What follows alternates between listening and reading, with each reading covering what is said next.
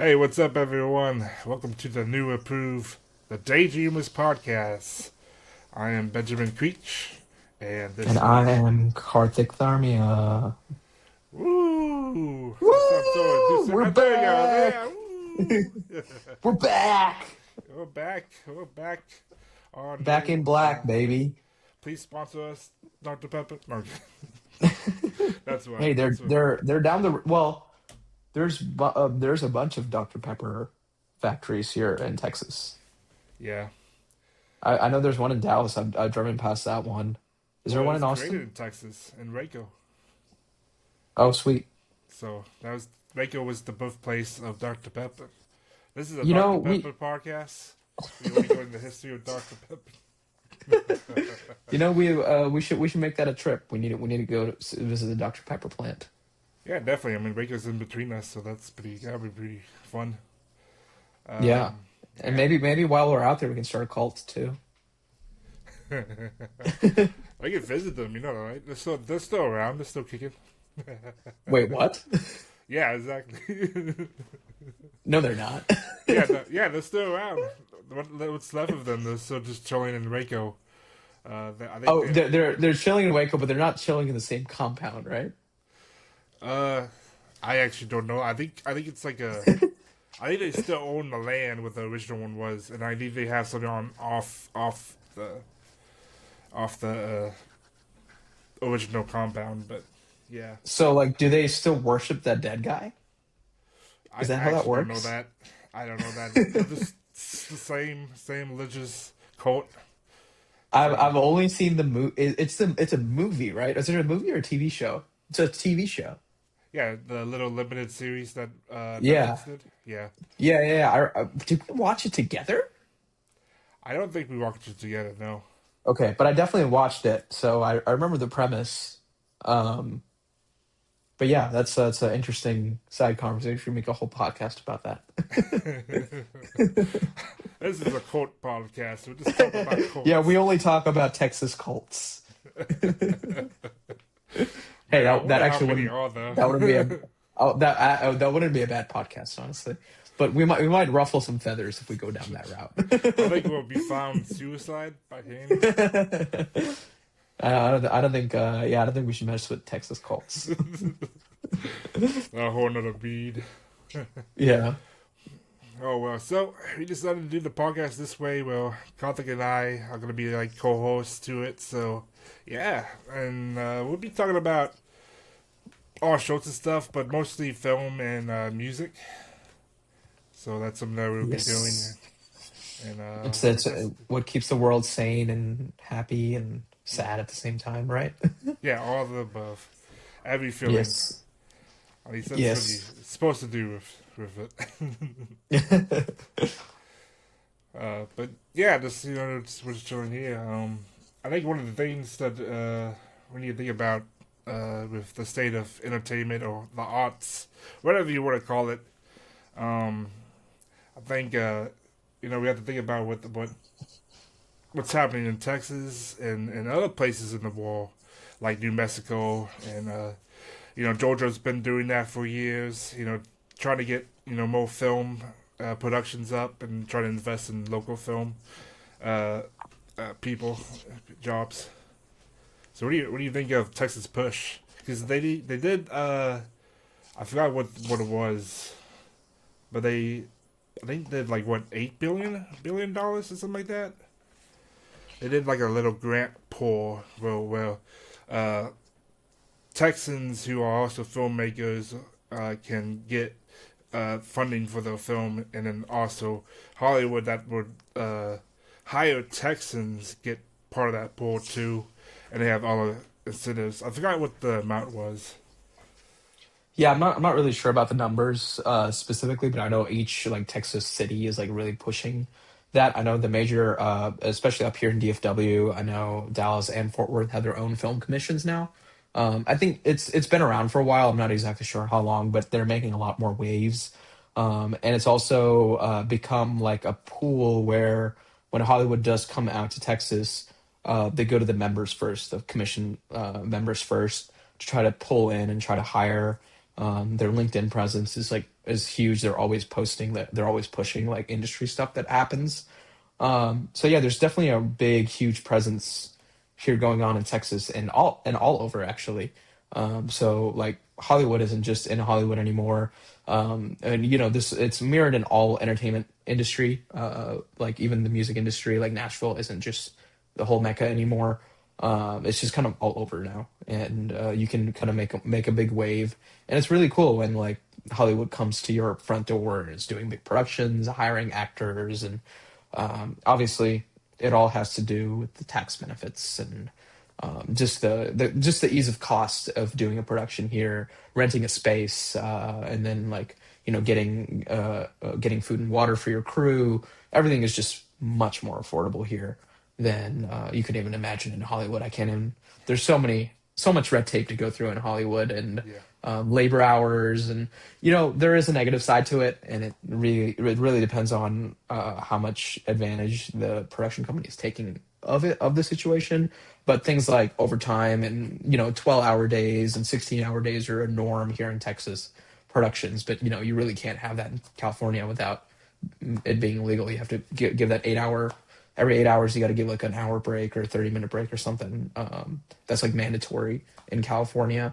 Versus here in Texas, you can just make people work however long you want, and you know there's really no law that like stops you in your dead in your tracks, and it's a good and a bad thing. So it really depends on the producers and the production company. Hopefully, people are doing the right thing with that. Yeah, definitely. I did see that Texas has like a film commission now, like that certifies towns and cities as like film friendly or whatever. I think that's what they Hmm. call it. So Yeah, I think Georgetown was one of them. So that was just really cool. And you've been to Georgetown, so you know how cool that place looks. yeah. It's such a little hidden gem, especially that downtown area. I'd never been before that time that I went with you a couple months ago, and it's beautiful. Yeah, and along with music coming in on the space, I mean, Totally.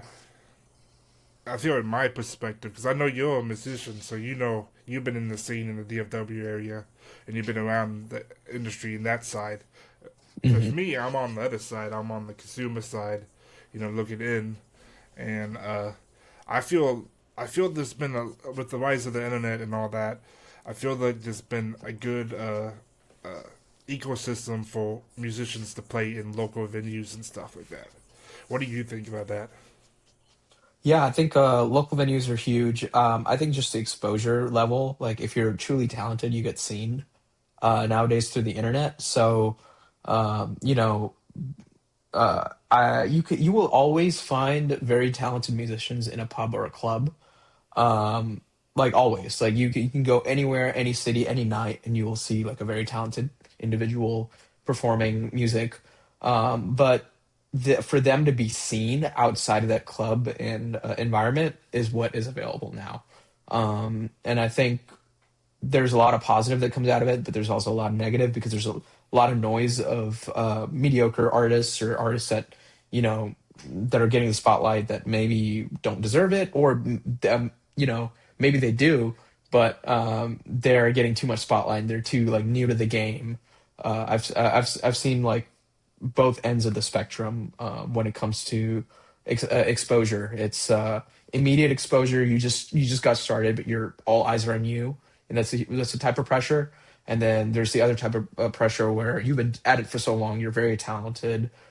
Clearly, people like you, but you know the exposure level just isn't there. So it's a little bit of a luck. It's a little bit of a luck of the draw, but overall, I think it's a net positive, and I think this is it's funny like music is at the point where people had always wanted it like back in the day if you went up to any musician in the 70s popular or not, this is what they would have wanted. You know, they would have wanted this like ability to express maybe without all the bad things that came along with it, such as the industry just becoming this monster and swallowing artists whole. So there's still work that needs to be done on that, and my perspective on that has always been that artists need to find a way to stand out and innovate. And I, one thing looking in, I had actually stepped back from making music and, playing a show every weekend, the last couple years. And it's made me really reflect on how there is this group of musicians that go out maybe like 3 or 4 times a week. They perform. They're always constantly putting out singles. And one thing I noticed, and and consistency and all that is really great, but I noticed them following the blueprint of being a musician and not necessarily defying the blueprint somehow. And I think the blueprint is harder to defy now. There's a clear blueprint, and anyone can find the blueprint. It's stay consistent, always record music, always release music, and consistently go play live shows. That's the blueprint. And always be making marketing material. That's the blueprint. But I don't know. I just feel like the most unique artists that have come out in the last couple years have stood out. They take part of the blueprint and really run with it. Like they'll take the visual content game and really run with it, and that is what gets caught. One person that I've noticed recently, I forget their name, but it's like a singer, and any person that he collaborates with, he'll do like a on the street, come sing a verse with me, kind of thing. So he'll have a sign that says, "Come sing, if you can sing, come sing with me," and it's completely staged. Like when you first see it, you don't realize it's staged, and when you first see it, you're like, "Oh, this is a cool concept." And then they get into it, and you realize, "Oh, this is they're promoting a song," but that's the content strategy, right? And that's like breaking through the blueprint, thinking outside of the box, and not just playing shows and releasing music and making content around that music. That's just like finding a total niche and finding a way to really stand out. I think that's what artists need to be doing now. Um, but yeah, there's no shortage of talented musicians out there and music to discover and listen to, and yeah, musicians are able to express themselves like no time ever before. Yeah, and also you're talking about the niche, and you're trying to find that niche, and kind of go there and make your art or whatever it is, films or music, and you find that niche. I feel like with the rise of the internet, niches have become more mainstream, or at least it has like a cycle. Because I have to say, I love storm chasing since I was little, and the past few years, I mean, people got really into storm chasing. Well, now they're having a lot of people trying to do their own thing with storm chasing, and now you have like traffic jams in places in the middle of nowhere with a tornado. But what I'm saying is now that like niches are being more, I guess, more widespread now because people are starting to be able to connect with each other and be like, hey, I like this thing too, and then they go from there. And I think that's why I think that it's like a decentralization of industries, in my opinion. Yeah, And totally, yeah, 100%. Yeah, and we'll see how good that be. I feel like it's a good thing, but time will tell on that. But we're still kind of new with that happening. So totally. we'll see. Yeah, yeah. Back in the day, you had a weird quirk, and you were into this weird thing, and you were the only one in your community that was into that weird thing. And then now you can find a million people that are into the same thing easily. And yeah, it's a beautiful, interesting thing. I don't think there's anything really negative associated with it unless you're doing something illegal or unless you're doing something evil. But yeah, and those things get stopped dead in their tracks. So typically. Yeah. So you know, what does like what do you think of the future of filmmaking in Texas? Do you think it's do you think it'll be a lot like more Texas based, or do you think it'll be a lot of companies coming into Texas? What do you think? Well, are you talking about like just you cut out for a second? So Oh were you yeah, talking about? like in Yeah, the yeah. future, like what do you think of Texas would be like? Do you see Texas creating their own Hollywood, or do you see Hollywood going to Texas? Um, It's a really interesting question because I don't even know what Hollywood is anymore. I feel like Hollywood is just a ghost of itself, like a thing of the past almost. I think there's still like uh, legacy people keeping it alive, but the rise of A24 is a great example of that. Like they started out as like this kind of indie thing with smaller budgets, and now they are Hollywood. Like they make movies and they come on. They have big theatrical releases just like any Hollywood movie would. But do you consider A24 a Hollywood industry a part of the Hollywood industry, or is it a new thing that came out of it? Like I don't know. I feel like it's all going to be these underdog production companies that have this vision, have this backing, get a lucky investor, start making awesome films, become the new industry. So I don't think it's going to be just Warner Brothers. I mean, they might get their hands on it, they might purchase it or whatnot. But they're not going to be the inception of it. And if they're the inception of it, it looks like it's just sequels of old old titles. All the unique stuff that I see coming out are from indie artists or people that have made short films and get picked up by the big industry.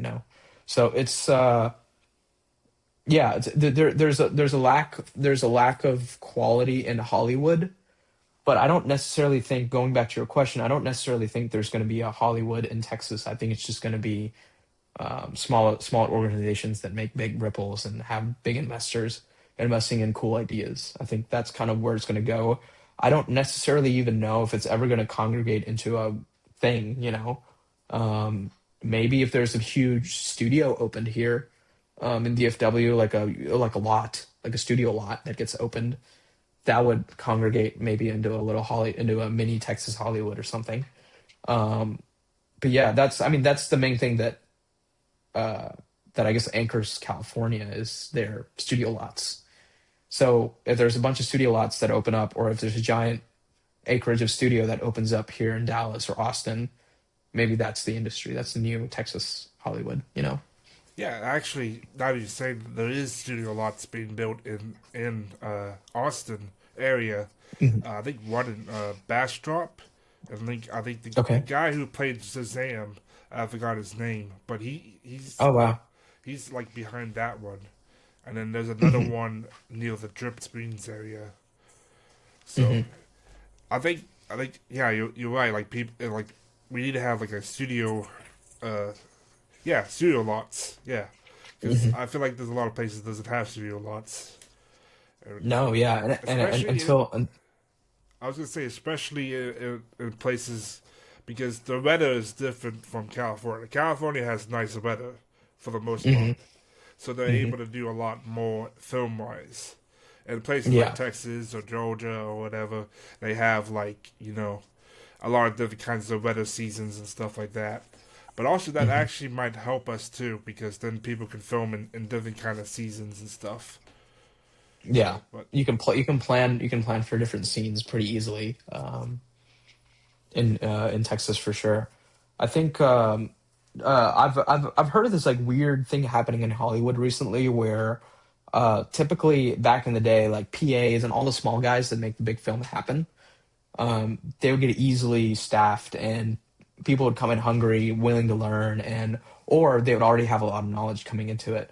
I've heard from industry guys that there aren't any more PAs that are coming up anymore, or there's a very big lack of people that have this crazy knowledge of being on set and doing this very specialized thing. So I'm really curious to see how that goes. And I mean, technology is always changing, so lighting is different, like rolling camera is different. But I mean, ultimately, at the end of the day, you still need the same amount of crew to make a nice film happen, right? So I'm really curious to see how staffing will go, and with these big studios opening up here in Texas, I wonder what the staffing will be like. I wonder who will get hired on. If it's just like people that had old Hollywood industry connections that move out here and work here, or is it going to be new guys that get pulled into it? People joining in as interns that get pulled into the lot. Like, is that still going to happen? Are we going to get our next Spielberg? Because that's how he started, right? He just walked in and internship, coffee, He was a coffee boy, and then now he's one of the greatest directors ever. Is there opportunity like that anymore? I think there is. I think you have to kind of do it by your own self now, though. Like, imagine if Spielberg had Instagram or YouTube. Imagine what he would have done. He would have become. He would have never been a coffee boy. I think. He would have never dug his heels into the industry and came up. He would have probably just done everything himself and maybe found a different way. And that's what's happening. I see visual content, visual media is just I see kids do insane stuff. And when I say kids, I mean like 21-year-olds do insane stuff. Like I look at their edits and I go, that's a cracked out edit right there. That looks very nicely color corrected, very well shot, very well edited, and it's just one dude that does it all. And you're like, dude, what the heck? So Yeah, it's like it depends on like, do those guys want to go into Hollywood and do they want to like make these big films? I mean, you already see examples of that. You see, who's the I forget his name, but he started off on YouTube. He started off with Freddie W. I want to say, but now Corridor he's like a big, Digital. yeah, Corridor Digital. But I'm talking about this actor, this specific actor, this Asian actor, who's like huge Oh, now in Hollywood. And I'm like, oh, you used to be a YouTuber. uh, You know who I'm uh, talking about, right? He used to act with Freddie Wong and stuff, and now he's like a household like actor. I think. I think I'm thinking of the are right you talking person, about but Shang-Chi, the actor that played Shang-Chi? no, not him. Because he, Uh, he did it with Wan Fu Productions. who was in Video Game High School? Let me see, Video Game High School Oh, cast. Jimmy Wan, that's his brother. Is that his brother? Yeah, Jimmy Wan is Freddie Wan's brother. He did he's done stuff in Hollywood too. Yeah, Yeah, yeah, that's who I'm talking about. Jimmy Wong. Like Jimmy Wong's like huge now, yeah. or like relatively huge, starting off on YouTube, and I think we're gonna see a lot more of that. And we already see a lot more of that, just throughout. I think a lot of these influencers get hired for commercials. I've seen. Um, I think it's slowly leaking into Hollywood a little bit, but I think we're going to see a lot more of that where we see familiar celebrities, YouTube celebrities, come onto the scene and be the new Hollywood. Yeah, and I think uh, I think because a lot of places had that problem where it was like Hollywood people would move to the place, and Hmm. it uh, those incentives won't like help cultivate people in the state. It will just be people from Hollywood going in. So we'll see Hmm. how Texas does it because I think Texas is trying to have like quotas. Like you want to tell Texas stories, you need to have a certain amount of Texas employees. They have to be there for a certain amount of time. Hmm. But we'll see how that goes. I'm hoping for the best. But yeah, we're talking about YouTube. I think there's Iron Lund, like Iron Lund that just came out a week ago. Markiplier's Iron Lund, Hmm. completely independently made by him, directed by him. He starred in it, just him, and a few of people that he decided to bring on. And Hmm. yeah, I mean, he's able to uh, like a lot of people because I was watching a video a few months ago. They were talking about because I was trying to research like how you would distribute the film and stuff like that if you want to have like a deal at one. A lot of Hmm. people that were talking about it were like, as a filmmaker, you don't want to go directly to the theater chains because they don't like that. And I Hmm. heard that multiple times over and over again by like people that's been in the industry for years. And Hmm. Markiplier just did it. He just went up to the theater chains and he was like, "Hey, I got this film. Let's Hmm. do it." And yeah, I Yeah, I mean, guess. he has a big following. 30 million Yeah. plus Hmm. subscribers. But I think it, that was his ticket, into the door of those yeah. chains. But also, I think it kind of I feel like that was a misconception. I feel like that was bought by old Hollywood. So now people can, I really Markiplier's thing. I've opened up. Now people can go directly to the theater chains and have the film theater run. And so we'll Yeah, see. totally. We'll see how Yeah. that goes because that's. it's very promising, but also Hollywood might fight back on that. So we'll see, because you have distributors are well like very big because you're supposed to go with a distributor and the distributor will contact the theater chains and then they'll do that. Hmm. But now that's cut off. That's what Markiplier showed that they could this. You don't need them. You don't need to spend money on them. And so we'll see how that goes. Yeah, it's interesting because there's a exact parallel in the music industry too, like being able to put your music directly on streaming services rather than having to go through a distributor. Like when my band released music, like we go through a distributor. It's not very expensive. It's become pretty affordable to distribute music now, but there is an avenue that you can take where you go directly to the streaming service and release music that way. But also connecting this conversation of Markiplier back to the whole finding your loophole or finding a new path into the industry. There you go. He's doing it. Like you said, he like broke that stigma of, oh, you need a middleman, and it's cool that you don't need a middleman anymore. And if you have the influence, you can just kind of go do. That's huge, right?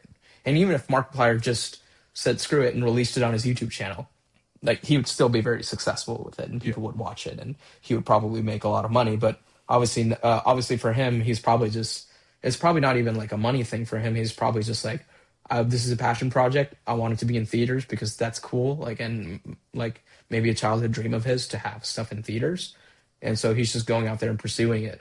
He has that. I guess he's got the he's worked hard to get to that point. But yeah, it's all about leverage, and maybe who knows? Maybe a young kid will do something similar and wants a theatrical release and finds a connection with Markiplier and goes, "Hey, Markiplier, do you want to like sponsor this, or do you want to be the one that pitches this to your theater connections?" It's yeah, yeah. yeah. So I did watch a video of Markiplier coming on because basically his film actually became like number one in the country for Hmm. like a few minutes or something like that. So he did Hmm. like a emergency live stream and he was like, oh my god. But one of the Hmm. things that he said was like, I really hope this will open the door for so many indie filmmakers out there Hmm. because I think he's actually passionate about that, which I think that's why he decided to go and release his film in theaters. Or at least one of the Hmm. reasons. That's from outside looking in. I don't know if that's actually his reason, but that's something that I feel like based Yeah, on no, that that video. that seems like something noble and something that Markiplier would do. Yeah, Just knowing his character for all these years. I didn't really grow up watching him that much. I knew who he was, and I saw some of his more popular stuff. But you get that positive positive attribute from him, from all that, just being a gaming YouTuber who like came up from nothing. yeah, and he's very positive. He has a very Hmm. yeah, like I grew up watching a little bit of him, but I was more toward other YouTubers that's been like doing that. Like a lot of people out there. Let's see if they know this YouTuber, but SSOHPKC, he was also a gaming YouTuber. He was Hmm. awesome for a bit. Um, Back then, I think so. I'm gonna pull this back. So back then, there was YouTube. YouTubers would get together and make their own kind of company and like group Hmm. channel, Yep. and that like Rooster Teeth, that was kind of like Hmm. that. And then the creatures. This is what I was talking about. The creatures, they eventually Hmm. became with Rooster Teeth and stuff. But uh, I feel like nowadays that's more. You could do that and have more success than you would beforehand. Because a lot of those groups are not there anymore. Or Hmm. if they are, they have to go back to the owners because they sold it off to a big corporation. So, Hmm. but yeah, that's something I want to say is that I think a lot of a lot of what we saw in early YouTube was a lot of experimentation with what could go out there. And now that Hmm. YouTube is very mainstream, now you have Hmm. the opportunity to have those experiments and actually make it something that you could uh, do for a while, a long time. and Hmm. not just like short term. Now it could be long term. Yeah, I think YouTube is the. I wouldn't say YouTube's the new Hollywood, but I would definitely say YouTube's the new TV. Because there was a time where late night television would premiere something on late night TV, and then the next day or maybe 2 days later you would see it on YouTube. But now you see it a couple hours after the broadcast on YouTube. You know, especially like things like the Super Bowl performance or whatnot. It's on YouTube like an hour or two after the game. Like it's easy to available to watch, and I think companies have accepted that, especially big corporate entertainment companies have accepted that YouTube is the way.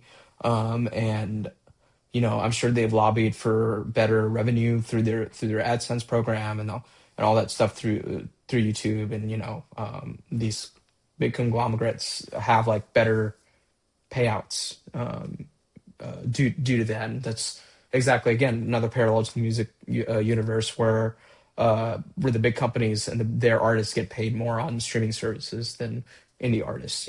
So there has been a shift to YouTube, and there has been a change in the monetary system on YouTube. But I think YouTube is fighting back on that. The people that run YouTube are fighting back on that and saying and now have made it really possible, especially through YouTube Shorts, to be a nobody channel and have a video that has like 200,000 views. That's possible. If the video is engaging enough, if you make a high quality enough video, it gets put into the algorithm. People see it, people subscribe to it. It's like a ripple effect into it. But I always have like a recommendation that like catches my eye that has 500 views, and I'll be like, I'll watch it and I'll go, wow, that was really well done. And it's totally nobody, and it came up in my like feed, which is crazy. And it has something to do with what I like. And a lot of times I'll like it. I'll subscribe to the person if they don't have a lot of videos, and it's like, who knows? This might be the next big YouTuber if they're consistent enough. Yeah, I saw that a lot. The algorithm is very like it's a lot different than it used to be.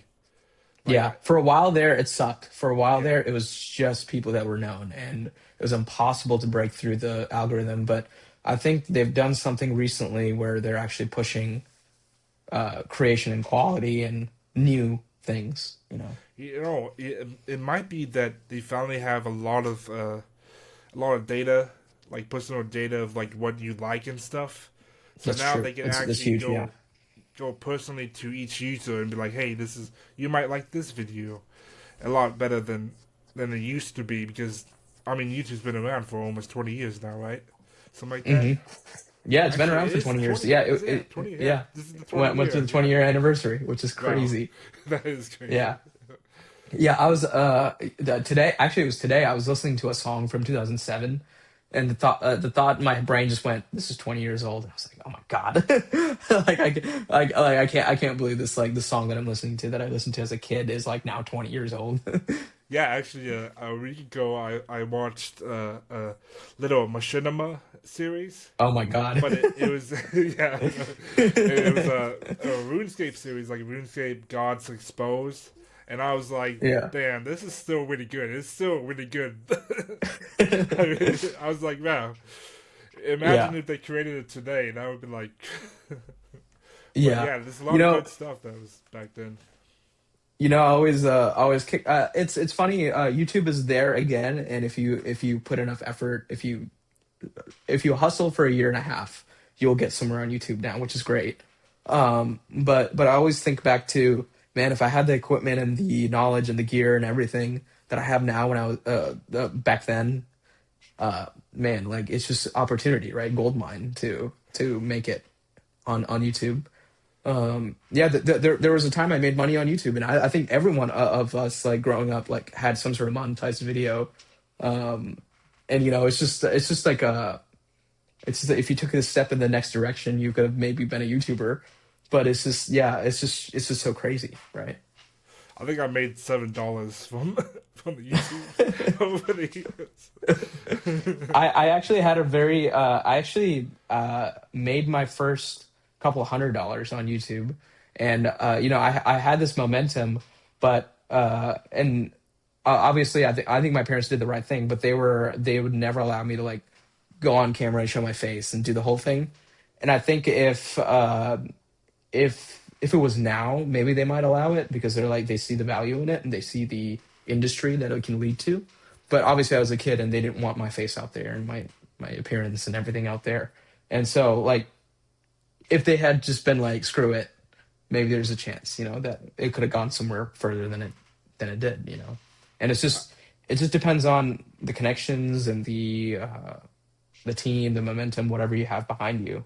Um, now that we're in our late 20s, I think it's all about time. Time is our biggest enemy, right? Yeah. Working jobs and keeping up with our houses and our wives and everything like that. Wives. Uh, Hey. Wives and lives, right? Yeah, it's just completely different beasts now. Um, so yeah, it's just strange, and it's just there's an opportunity gold mine out there, but it's the amount of risk you're willing to take and the amount of connections you have. Yeah, and nowadays, I mean, phone cameras have gotten so well, like so good now these days. So Hmm.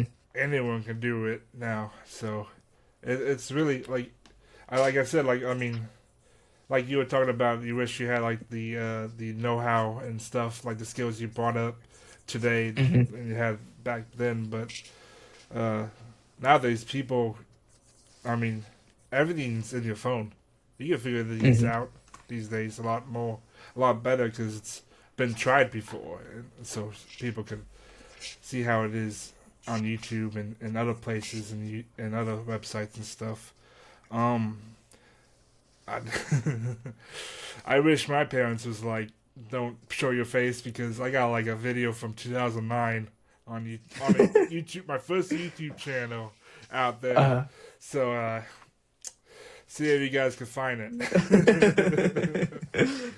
yeah, in high school is when I started showing my face, doing short films with my buddies. Not short films, but I guess like short sketches with my buddies. I guess that was my first exposure of like putting my face out there. That exists out there, and it's very embarrassing stuff. But it's there.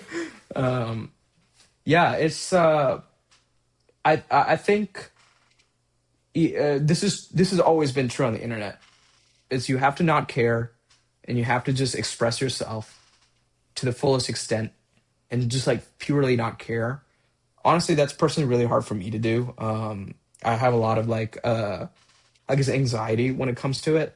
Once it's out there, I don't care. Like my brain just automatically accepts it. It's like it's uploaded, people have seen it, whatever.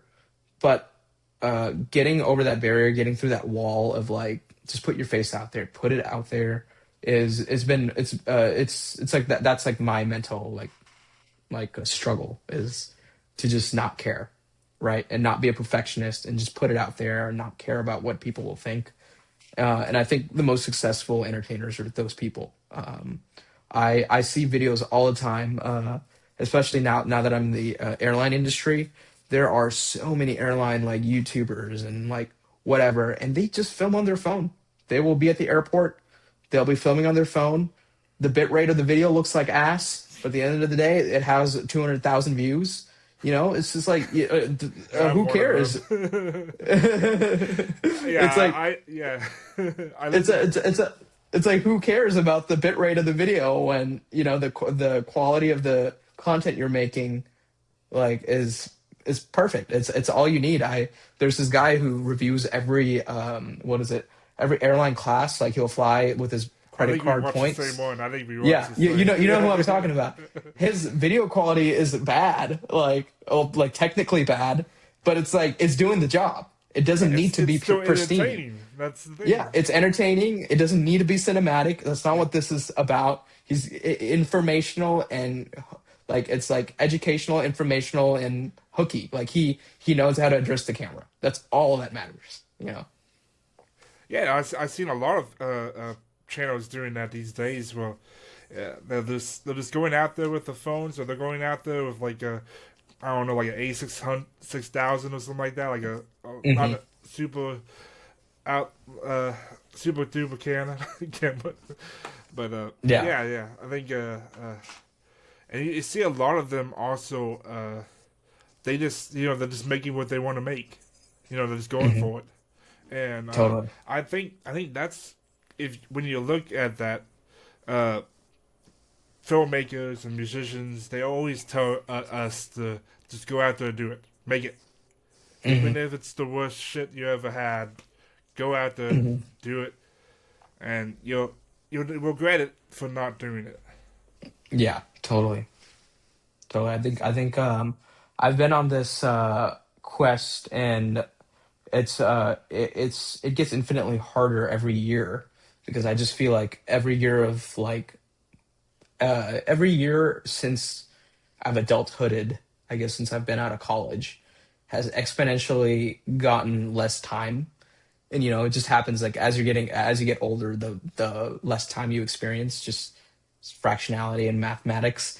But I feel like I feel that, and I've made it kind of my intent to, okay, these are the things that I've like had on my to-do list for years now. I need to knock these out. Like I just whenever I get the chance, whenever I get the opportunity, I need to knock these out. I had a moment like that. I there was a time, and you knew me at this time when I was very like passionate about music, and I really wanted to go in the industry, and that was like my focus. And then the pandemic happened, and it just like it changed my trajectory and pathway. But I remember this. A lot of my like musician heroes accomplished so much by 27, right? And like when my 27th birthday was like popping around the corner, I was like, "Oh my God, like this is like the magical number that I used to think about as a kid." It means nothing to me now, but it was like one of those things where uh, I had the song kind of laying around since 2020 that had a demo, and you know what song this is. This is our song "Post Resistant." Um, and I had this laying around, and as I was approaching my 27th birthday, I was like, okay, you know what? We're gonna go finish this before I turn 27. Like, that's gonna be my thing. It's gonna be for me. It's like it's really for nobody. Like, it's for me and my band, and it's for us to close that chapter of like this is like leftover material that we had recorded, we had done, and it's just been neglected for the last 5 years, for no reason, really. No reason other than we just let life get in our way and we didn't prioritize it. And so I had like 4 months left until I was turning 27, and I was like, we're gonna prioritize this, we're gonna make this a thing, we're gonna go finish this up. And it was just like a little check mark for me. And I think it's important that we make check marks for ourselves rather than this audience that's waiting out there for it, because that's kind of how I used to view my like art and songs and stuff. I was like, oh, I need to release it for this like magical audience that exists out there. And there really isn't that. I think audiences just don't exist until they do, until something catches 20 people's attentions. If you can get 20 people's attentions, that's a lot, because that ripple affects into a lot. Yeah, And so it's like one of those things where you really shouldn't chase the audience, just chase your satisfaction, and put it out there and put the effort into it and actually make it happen to your best ability. And if it catches the attention of 20 people, it will catch the attention of more. It's that niche thing. If you can 20 people in your niche find it, more people in your niche will find it. yeah. Especially with discussion boards like Reddit, Twitter, or X now, Yeah. and The it's the just right redditor just has to repost it and you're good. yeah, You're set. yeah, Or you got it. the right person has to put it on their story and you're set. Yeah. Oh, you're just. So I was streaming a week ago, uh, and some guy just came by, and he was from Brazil, and he was just practicing his English, and we just Hmm. kind of he chatted, and I just talked to him through the chat, and Hmm. like somebody can go with that, like you just do it, you have fun, you have Yeah. fun doing what you love to do, your hobby or whatever, and Yeah. eventually it could become your job, and it's a lot easier these days. I think it's Hmm. you just got to do it. Yeah. And it's I guess I've kind of like been struggling with that recently, where it's like it's kind of a blessing and a curse, and everyone says this too. Like every successful entertainer, creator, creative person will say this. They'll say it's kind of a blessing and a curse, because whatever is whatever is successful won't always, like, you'll have to be incredibly like that 1% for it to align where it's whatever is successful is what you truly love to do.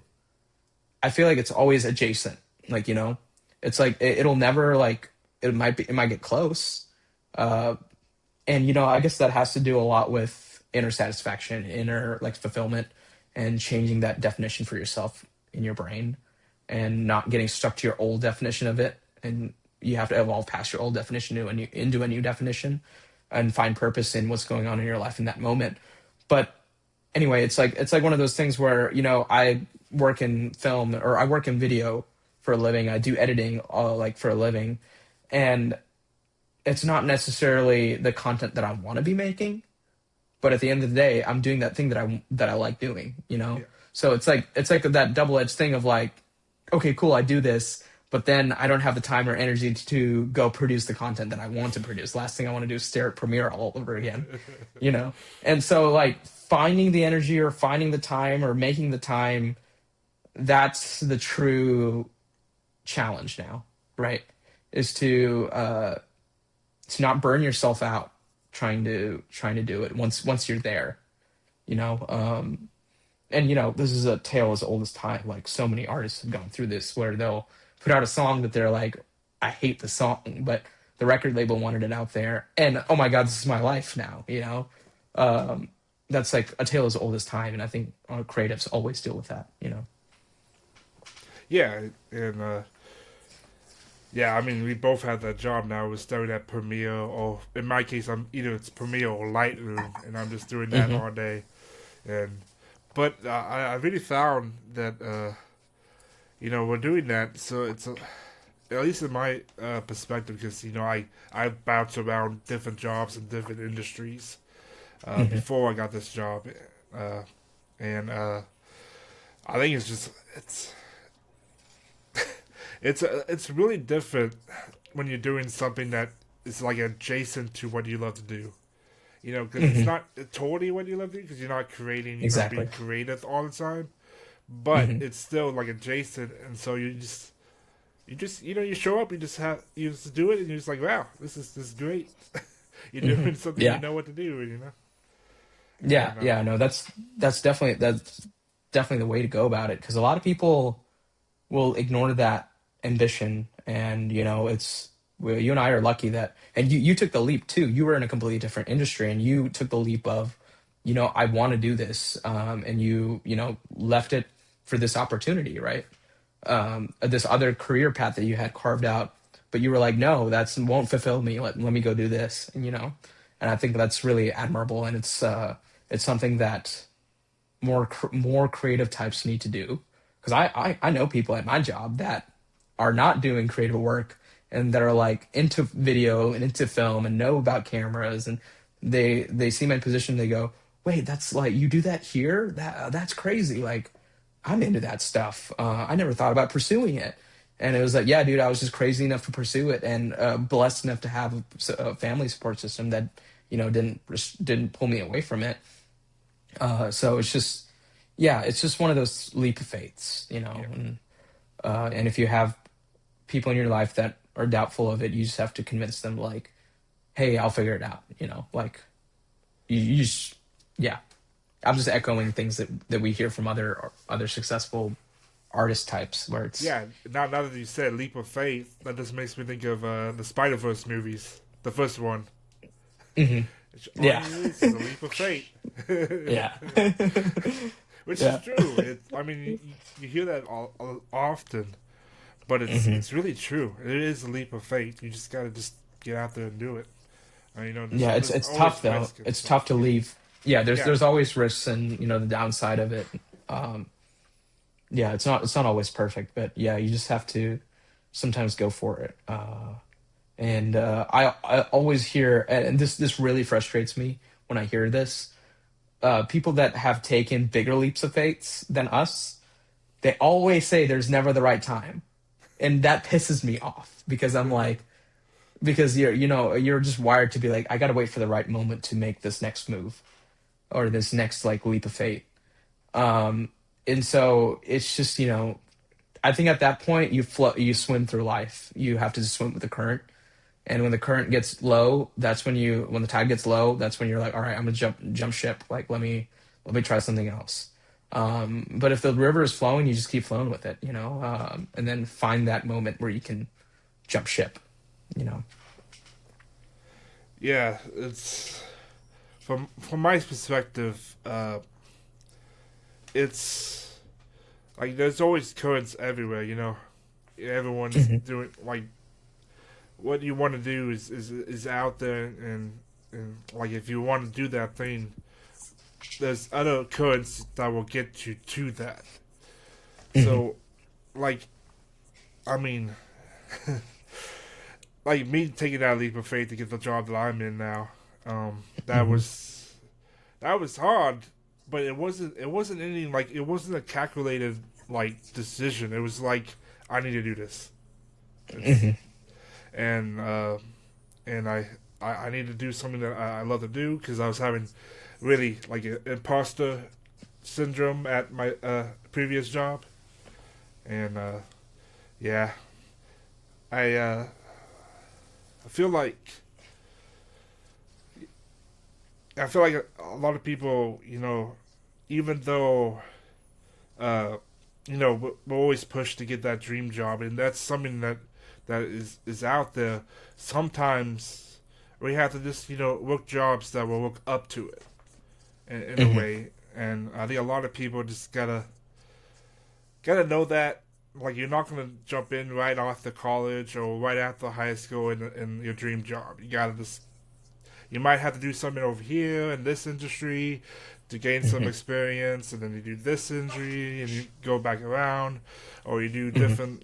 It like it's with you. You're in technically you're in two different industries now, but you're still Hmm. doing the same thing. You get what Hmm. I'm talking about? Yeah, yeah, no, I totally get it because uh, I forget his Jake. I want to say his name is from Linus Tech Tips. Do you know who I'm talking about? Yeah, yeah, I know. Yeah, he recently just left like Linus's channel, and he was like, I started this job when I was in high school, and he worked there for 10 years, and it was his dream job in high school, right? As a 16-year-old or whatever. Your dream jobs change. That's Yeah. something that I've noticed too. Like you have a ideal version of your dream job before you start working, and you start working, and then you realize you're like, oh, those aren't like really, that's not actually what I want anymore, because you get a different perspective, you get a different taste of something else, and it really shifts your perspective and it really shifts your vision around. Because, I used to dream about being a touring musician, and I get to actually vicariously live that life because my positioning was I want to see the world and I want to, do what I love. And ironically, I travel now for work, and I get to go see these different cities, and I get to go stay. I get to stay comfortably because the company pays for it. And when I started traveling for work, I had this crazy like realization. I was like, "Holy crap! I'm really glad I didn't become a touring musician because I'm staying in comfort. I'm staying in like decent hotels. I'm getting my food and stuff paid for. I was like, I can't imagine fighting for these things. I can't imagine fighting for a place to stay. I can't imagine fighting for food. Like because that's what touring musicians do, right? Like they rough everything out. They stay in vans and they eat what they can eat. They go perform for not very much money, and you get this different perspective on travel and stuff. You're like, oh, as a 21-year-old, you're like, oh, I can take on the world, and you do have the energy then to take on the world, and you can. And a lot of very successful bands and stuff have done that. But once you're once you've been given the opportunity to travel and be away from home and away from your comforts, you like soon realize you're like, oh, this isn't all what it's cracked out to be. And that's something that I've had the perspective change on. I was like, I don't necessarily know, like, if I'm traveling, I want to travel in luxury, or travel without scarcity. I guess that would be the word. That would be like the way to say it. It's like I don't mind traveling as long as like I don't have to worry about traveling costs, and anything that any industry that asks for that, I might think twice on unless there's a good opportunity or good profit like margin like laid ahead of me. That's something that changed my dream scenario perspective. Yeah, and you still get to do music on the side, Yeah, whenever exactly. you want to. Yeah, no, and yeah, that's something that I feel like with my job too, because it's like a hybrid. So you work remote sometimes, and I Hmm. feel like that allows me to do stuff, and also I exist now. I'm not Yeah. working nights. It's 9 to 5, so I can Yeah. actually do stuff too. Yeah. But yeah, it's just finding something that allows you to do your hobby or do whatever dream you have, just on the side at first, because that's gonna fill you up, in my opinion.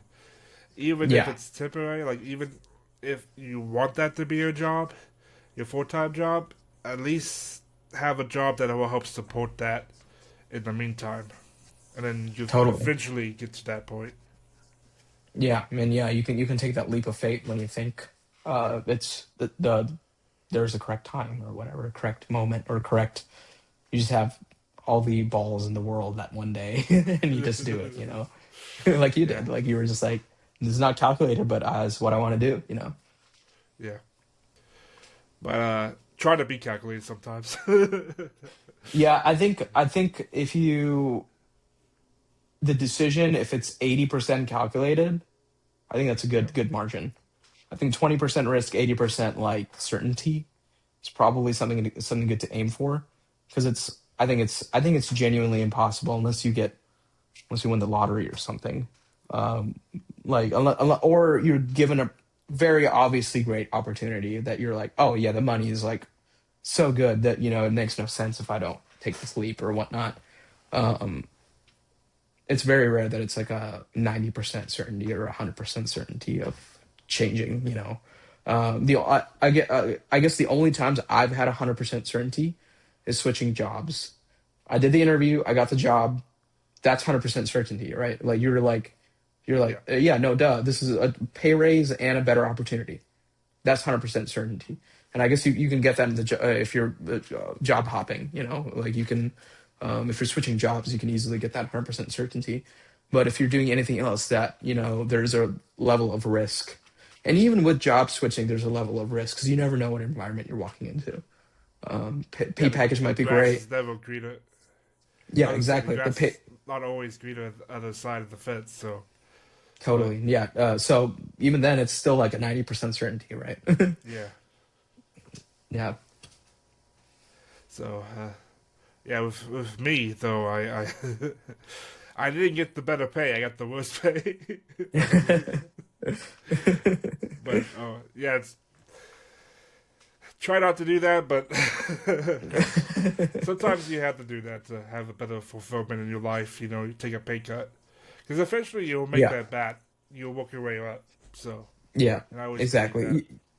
You'll make up for lost time because, or you'll make up for the lost money because the biggest commodity is time, right? And it's where you put your energy into. The time that you spend in the industry is like the biggest, like your biggest asset. I guess is the experience stacking is the biggest asset. There was a little bit of time there where when the whole AI craze was crazing, that there's a lot of talk in my previous job in the office and even my current job in the office of like what's going to happen to our jobs, man.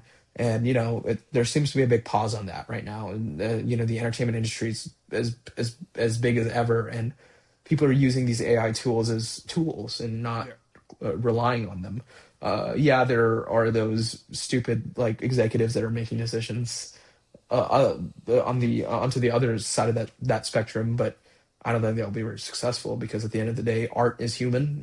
It's a human experience, and um, I guess you can emulate it to an extent, but it will always need that touch. It'll always need the imperfect touch.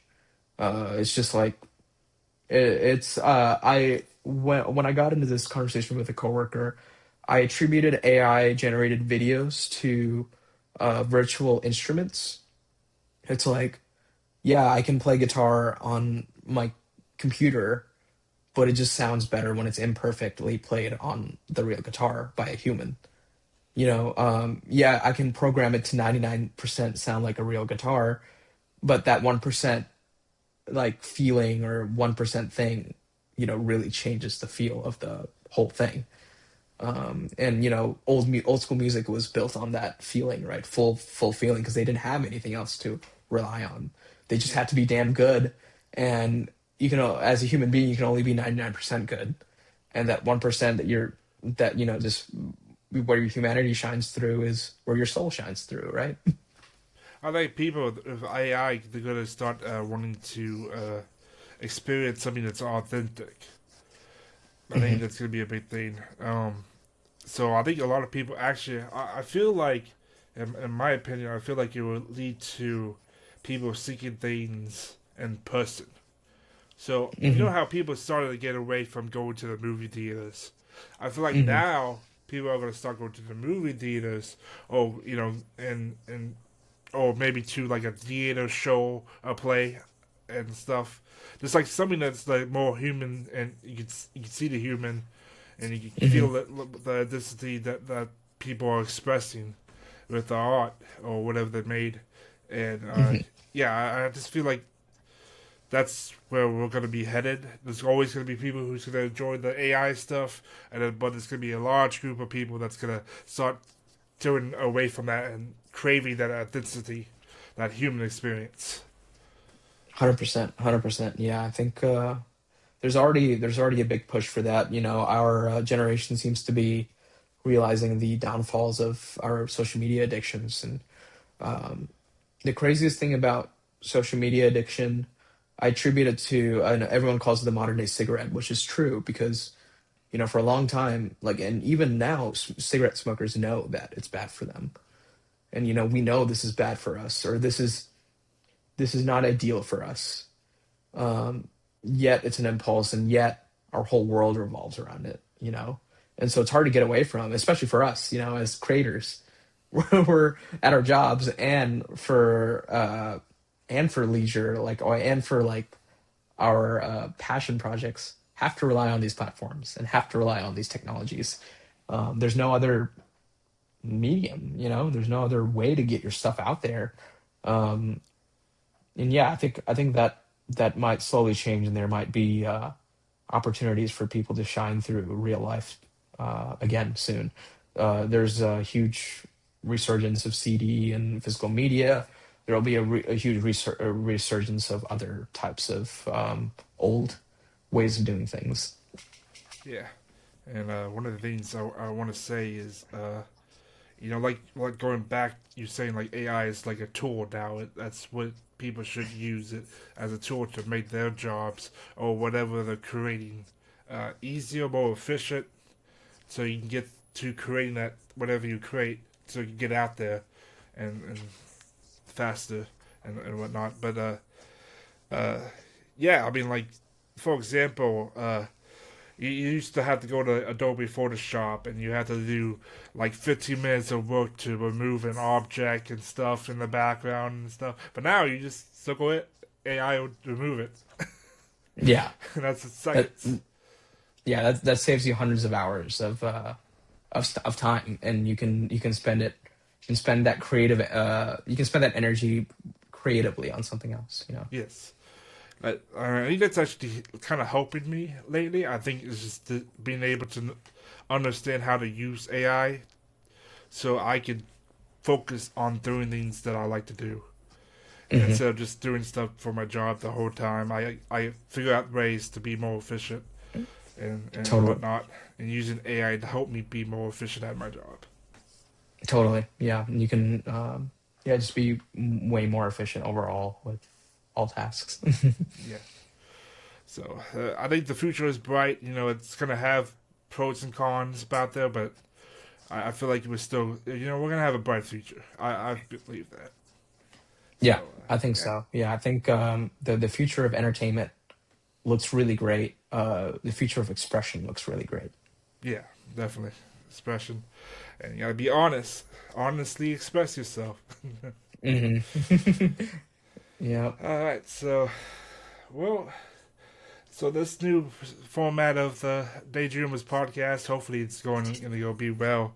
Um, Hmm. hopefully, we've been over an hour, so hopefully we're okay because we're using this thing called Riverside. So hopefully Hmm. we're okay with it. Yeah. Yeah, so Daydreamers podcast, it's gonna be this way. It's gonna be Karthik and I. We're gonna talk about these things, and maybe someday we'll have guests, but it's kind of hard to get guests every week, like I was doing back in 2020s with it. And we got some things cooking. So yeah, please, if you like this episode, please like it, share it, and subscribe to our socials or YouTubes and stuff out there. Get out there, and we'll have some fun together. Yeah. Any last words? Yeah, I'm just really excited for this new podcast journey. If we're not able to get guests, you'll hear the beautiful opinions of Ben and I on this new edition of Daydreamers. So can't wait. Yeah. All right. Peace out, y'all. Have a happy trails.